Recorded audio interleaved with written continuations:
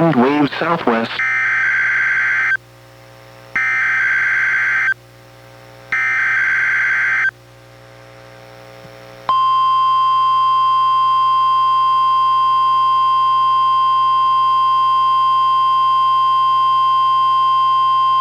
This is the National Weather Service Office in Portland, Oregon.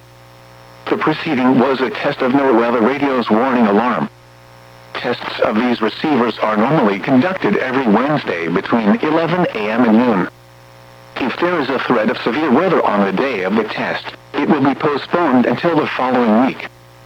This concludes this test. We now return to our regular programming.